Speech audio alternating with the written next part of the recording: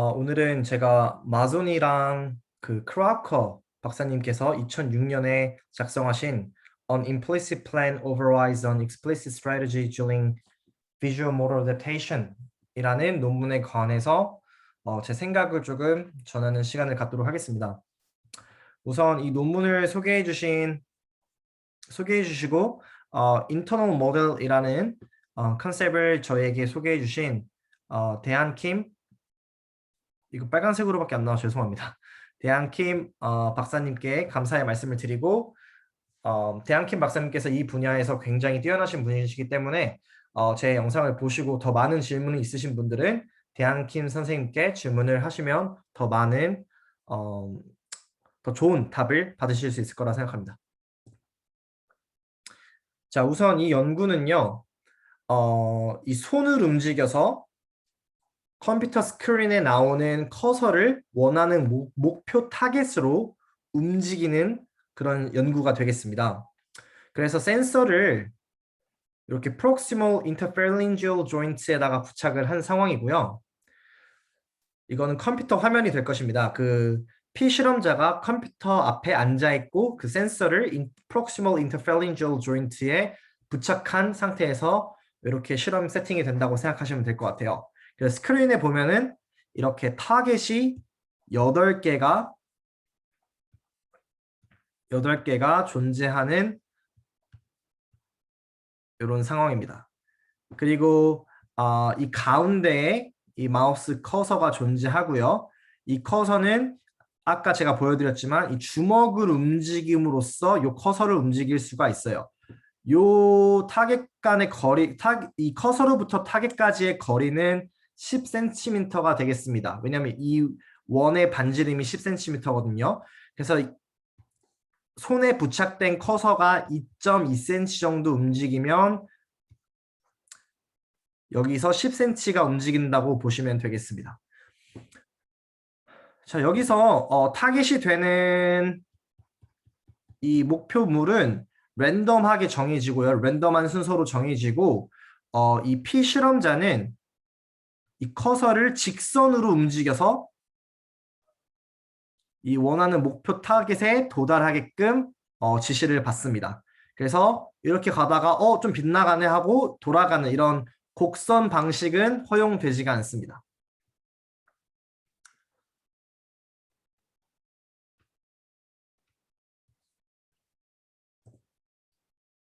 자, 그래서 연구에서 어떤 식으로 진행을 했냐면요. 이 뒤로 넘어가 설명을 드릴게요. 이렇게 타겟이 되는 친구를 정해줍니다. 그 다음에 여기에 커서를 갖다가 돌아오라고 지시를 내려요. 근데 이와 동시에 어떻게 하냐면요. 이 커서가 직선으로 움직이지 못하게 시계 반대 방향으로 45도 정도 반대 방향으로 로테이션을 걸어 놓습니다. 그럼 어떤 일이 벌어질까요? 이 피실험자는 직선으로 움직였는데 주먹을 아래로 내리면서 직선으로 움직였는데 혹은 위로 올리면서 움직일 수 있겠죠. 움직였는데 난 직선으로 움직였는데 이 화면에 나오는 값은 내가 여기에 도달한 것으로 나옵니다. 그래서 이걸 반복하면서 어떤 일이 벌어지냐면요. 이 피실험자가 조금씩 오차를 수정해서 연습을 통해서 결국에는 가운데에 도달하게 됩니다. 결국에는 타겟을 찍게 돼요. 우리가 많은 설명을 해줄 필요가 없습니다. 그냥 이 타겟이 여기다 라고 설명해 주고요. 다른 설명 없이 그냥 45도 반시계 방향으로 꺾어 놓으면요. 이 사람이 알아서 이렇게 조정해서 원하는 타겟에다가 커서를 집어넣기 시작합니다. 그래서 이것을 우리가 implicit adaptation이라고 불러요. implicit adaptation. 왜냐하면 이것은 암묵적으로 subconscious하게 automatic하게 일어나는 행위였기 때문이에요. 이 실험에서 이제 재밌는 변화를 주는데 그것이 뭐냐면요. 이 피실험자한테 cognitive strategy를 주는 겁니다.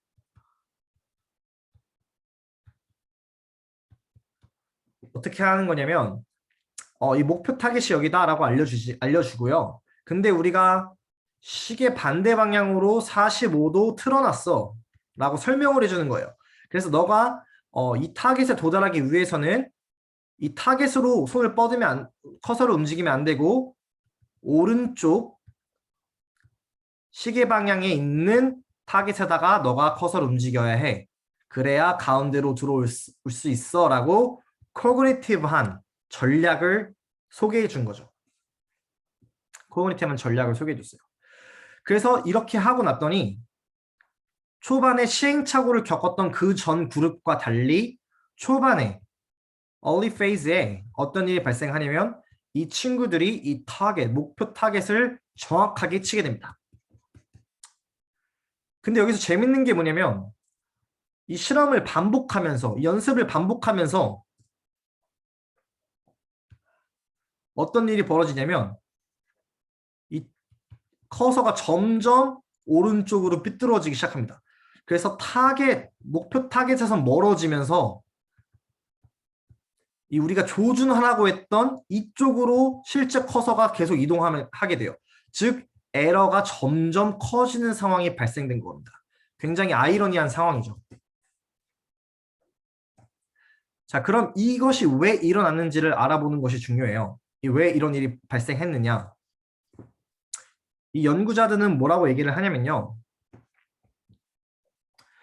이제 우리가 이곳으로 커서를 보내려고 할 때 이 그림의 설명을 드릴게요. 내가 이곳으로 커서를 보내려고 할 때 이걸 할 수 있는 움직임이 계산됩니다.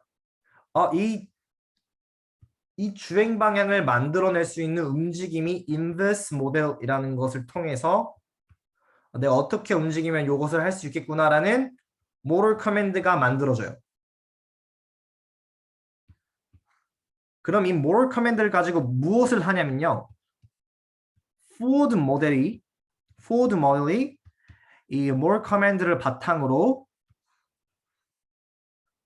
예측되는 sensory를 만들어냅니다. 왜냐면 우리가 motor command가 이렇게 MC라고 줄였을게요. motor command가 머슬로 향할 때 똑같은 카피가 parietal posterior cortex와 그 다음에 cerebrum으로 도착하죠. 그래서 여기서 이 예측되는 sensory feedback을 만들어냅니다. 오케이? 요 과정이 벌어지는 거예요. 그리고 실제로 수행을 했을 때 이 머슬이 이거를 이 motor command를 받아서 실제 수행을 하겠죠. 이 수행했을 때 우리가 실제로 받게 되는 sensory information은 cerebellum으로 들어오겠죠. 물론 parietal posterior로 들어올 거예요. 들어온 다음에 그러면은 뭐가 생성되냐면 actual sensory feedback이 형성이 되죠. 그래서 이 사이에 미스매치를 찾아낸단 말이에요.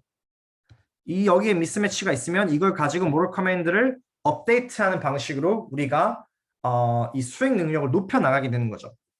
근데 어떤 일이 발생되냐면 여기서는 나의 forward 모델은요. 지금 이 TN을 향해서 이게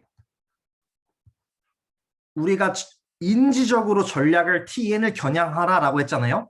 그러니까 우리가 원하는 타겟은 TP일지라도 나의 forward 모델은 TN을 향해서 형성이 되게 되는 겁니다. 무슨 말인지 아시겠죠? 인버스 모델을 통해서 어떤 애들이 어떤 우리의 코디네이션이 필요하겠구나라는 것이 형성이 되고 그걸 바탕으로 motor command가 형성이 되고 그리고 그 motor command를 시뮬레이션 함으로써 이 forward 모델이 우리의 예측되는 것을 TN을 기준으로 형성을 시키게 되죠. 그런데 이게 틀어져 있다 보니까 비주얼 피드백은 어디로 들어와요? 비주얼 피드백은 이쪽으로 들어오게 되는 겁니다. 한마디로 미스매치가 발생하는 거죠. 내 forward 모델은 TN을 향해서 만들어졌는데 내 비주얼로 들어오는 인포메이션은 비주얼 피드백은 TP를 향해 가고 있는 거예요. 그러니까 이 미스매치를 내가 이미 인지적으로 내가 하는 타스크 자체가 TP를 향하는 것이다. 나는 전략적으로 TN을 겨냥하는 것이라는 것을 명시적으로 explicitly 알고 있지만 미스매치가 존재하기 때문에 우리의 implicit 시스템, 우리의 moral 시스템이 implicit adaptation을 발생시킵니다. 그래서 연습을 거듭함으로써 초반에는 TP로 잘 들어가지만 점점 TN으로 이동하는 것을 관찰하게 되는 겁니다. 그래서 이 논문에서 나온 건 아니고 후속 논문에서 나오는 건데 그것도 나중에 리뷰를 하도록 할게요. 이 후속 논문에서는 어떤 연구를 했냐면 이것이 cerebellum 손해에 문제가 있는 사람들에게는 나타나지 않았다고 얘기를 해요. 왜냐하면 이 implicit adaptation의 중요한 역할을 하는 것이 cerebellum이기 때문에 여기에 문제가 있을 경우 미스매치가 존재하지 않는 거죠. 그죠? 미스매치는 존재할 수도 있지만 아무튼 이 correction이 일어나는 거지 않는 거죠. implicitly. 그렇기 때문에 이런 코그니티브한 전략들이 연습을 반복하더라도 망가지지 않는 거죠. 하지만 일반적인 상황에서는 이 포워드 모델에서 만들어낸 예측되는 센서리 피드백과 실제 센서리 피드백이 달랐을 경우, 이 연구에서는 비주얼 피드백이죠. 비주얼 피드백이 달랐을 경우 인지적으로 우리가 내가 잘하고 있는 것을 알고 있더라도 implicit adaptation으로 인해서 에러가 발생할 수밖에 없다는 것을 보여주는 연구가 되겠습니다. 그래서 여기는 제가 지금 말씀드렸던 걸 똑같이 설명해 놓은 거예요. 포워드 모델은 TN을 향해서 형성이 되고 하지만 그 커서는 실제로 우리가 가는 타겟으로 가고 있죠. 왜냐하면 45도 counterclockwise 시계 반대 방향으로 조정이 돼 있었기 때문에. 그래서 비주얼 피드백과 이 미스매치가 생기게 되는 거죠. 포워드 모델 사이에.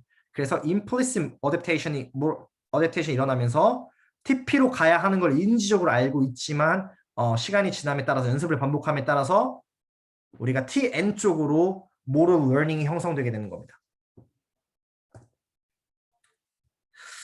그래서 이거를 이게 어떤 의미가 있는지를 좀 곰곰이 생각을 해봤어요. 그래서 일단 제 생각입니다. 이건 제 개인적인 견해인데 우선 이 사람들에게 우리가 운동을 시킬 때 골을 주는 것이 굉장히 중요하지 않을까라는 생각을 하게 됐어요. 우선은 우리가 타겟으로 하는 것이 무엇인지를 정확하게 명시를 해줘야 하는 것 같습니다. 그런데 그와 동시에 우리가 이것을 어떻게 어치브 할지는 알려줄 필요는 없다고 생각을 해요. 그래서 예를 들자면 벨거스 패턴이 심한 사람의 경우 앞에서 봤을 때 이게 펠비스고 이게 무릎이라고 해볼게요. 이게 벨거스 패턴이 심한 경우 우리가 원하는 것은 이런 정렬이다라는 것을 알려주지만 어떻게 어치브 할지에 대해서 설명할 필요는 없다는 거죠. 왜냐면 우리가 원하는 골과 이 사람이 받게 되는 피드백 사이의 미스매치만 존재한다면 implicit하게 adaptation이 일어날 것이기 때문에 그렇기 때문에 중요한 것이 피드백이 되겠죠. 이 연구를 통해서 우리가 산출할 수 있는 건 비주얼 피드백밖에 없겠죠. 지금 이 논문으로만 봤을 때 왜냐하면 이 논문에서는 implicit adaptation이 비주얼 피드백을 바탕으로 발생했기 때문에 그때 만약에 우리가 뭐 거울을 사용한다든지 아니면은 무릎에 레이저를 부착해서 어떤 타겟 안으로 넣게끔 넣었을 때 이런 좋은 정렬이 발생되게끔 하는 그런 것들만 제공을 해 주었을 때 이 미스매치 포워드 모델과 왜냐면 우리가 골을 주어줬을 때 우리가 목표를 주어줬을 때 이 목표를 대상으로 포워드 모델이 형성될 거란 말이에요. 포워드 모델.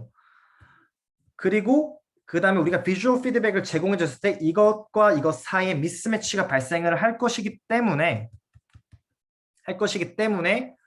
implicit한 adaptation이 일어날 것이라는 거죠. 그래서 우리가 너무 많은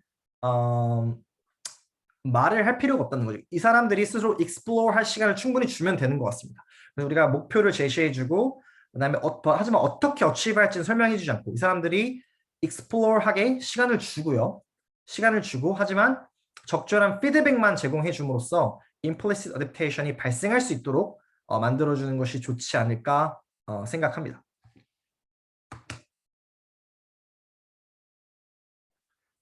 요거 영상은 여기까지 하고요. 이거는 한 단편적인 논문이에요. 그리고 이 논문에 대해서만 읽고 제가 제 의견을 얘기한 거고요. 그래서 어떤 피드백이 좋을지 아니면은 이게 꼭 비주얼이어만 하는지, 그 다음에 아까 제가 explicit cognitive strategy가 존재할 때 연습을 반복함에 따라서 에러가 좀 더 심해진 것을 발견했다고 했는데, 그런 연습을 계속 더 시키면 이게 다시 정상화가 되는지, 오케이. 그다음에 implicit adaptation이 발생했을 경우에 이것이 뭐 얼마나 지속된 여러 가지 궁금증들이 지금 많이 생길 수가 있잖아요. 이런 것들에 대해서는 아직 저도 알고 있지 못하기 때문에 앞으로 논문들을 더 읽어보면서 같이 리뷰를 해보면 좋을 것 같습니다. 감사합니다.